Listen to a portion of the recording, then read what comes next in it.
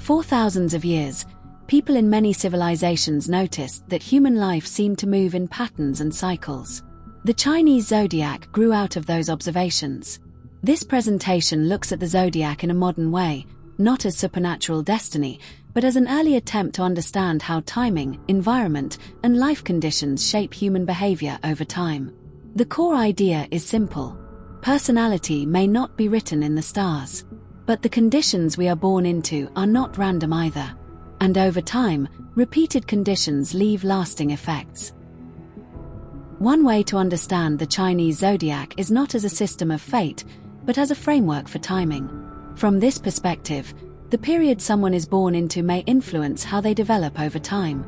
The sky acts less like a force controlling life, and more like a clock marking larger cycles and changing conditions. Other traditions explored similar ideas in different ways. Indian astrology often focuses on karma, what a person may be here to learn or work through. Tibetan systems combine timing with karmic influences. The Bon tradition also considers geography, environment, and natural conditions at birth. Western astrology focuses more on planetary positions and personality tendencies. Other East Asian traditions adapted Chinese ideas into their own cultural systems. Each tradition explains things differently.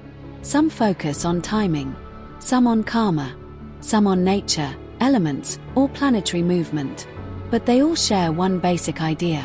The moment of birth carries information. What changes is how that information is interpreted, and what people believe it means.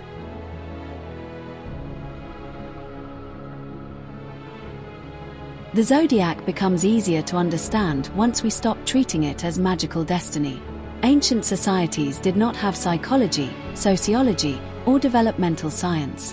What they did have was long-term observation across generations. They noticed that people raised under different conditions often developed different tendencies.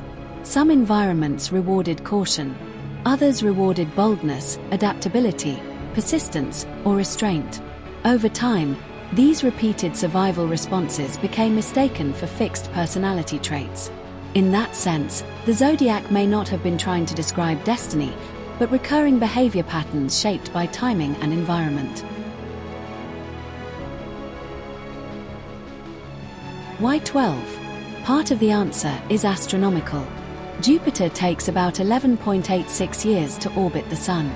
Ancient Chinese astronomers rounded this into a 12-year cycle and used it as a large-scale calendar for tracking historical time. But 12 is also mathematically useful.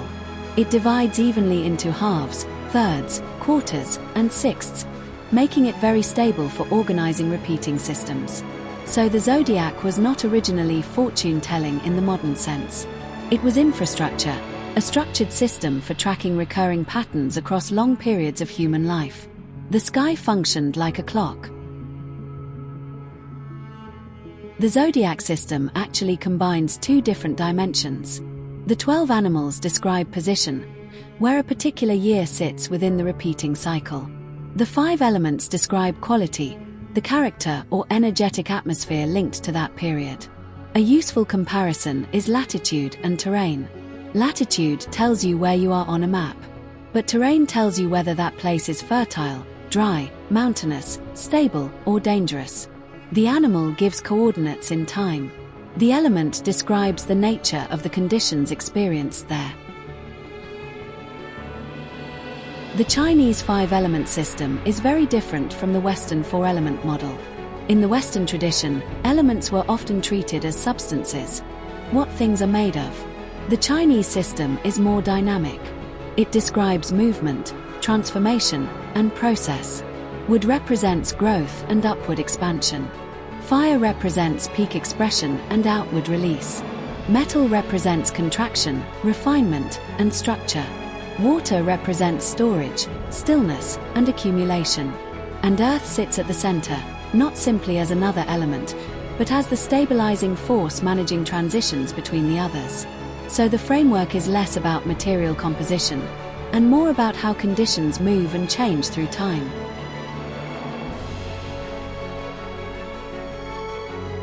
The 12 animals are best understood not as fixed personality types, but as adaptive strategies.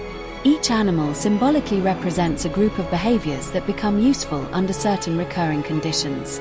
Under scarcity, opportunism and resourcefulness become valuable, represented by the rat. During unstable or risky periods of expansion, boldness and initiative become useful, represented by the tiger. During periods of correction or complexity, adaptability, order, and strategic thinking become rewarded, reflected in the monkey, rooster, and snake. The animals are therefore symbolic memory tools for recurring behavioral responses to recurring environmental pressures. Not fixed identities, but adaptive orientations.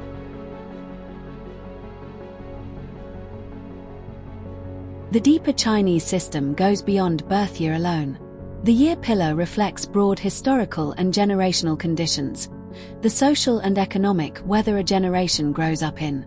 The month pillar may relate to seasons, developmental timing, and even age differences within peer groups. The day pillar can be understood as the immediate family and emotional environment surrounding early infancy. And the hour pillar symbolically represents emergence, the way a person first enters expression and interaction with the world.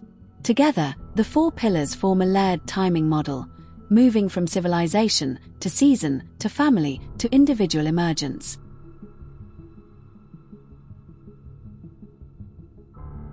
The system becomes more sophisticated when the 12 animals and 5 elements combine into the 60-year cycle. Here, position and quality interact at the same time. A water rat and a fire rat share the same core archetype, resourcefulness and adaptability, but develop under very different conditions. One develops under quiet, accumulative conditions. The other develops under expansive and expressive conditions. The key idea here is resonance.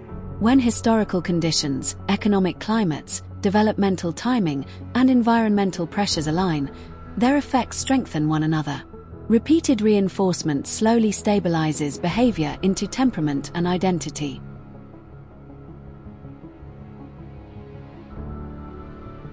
The Chinese zodiac can therefore be reinterpreted as a symbolic framework for understanding how cyclical conditions interact with human development.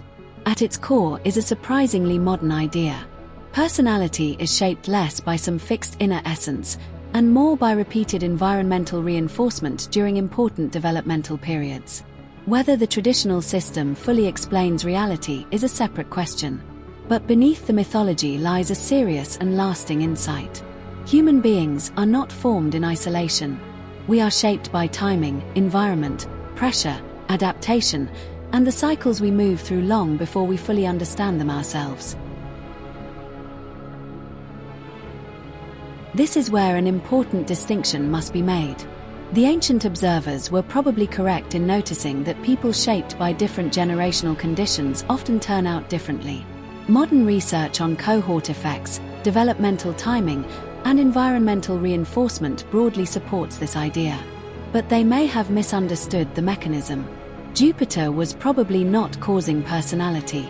Instead, it functioned like a clock, a visible marker tracking intervals during which earthly conditions changed.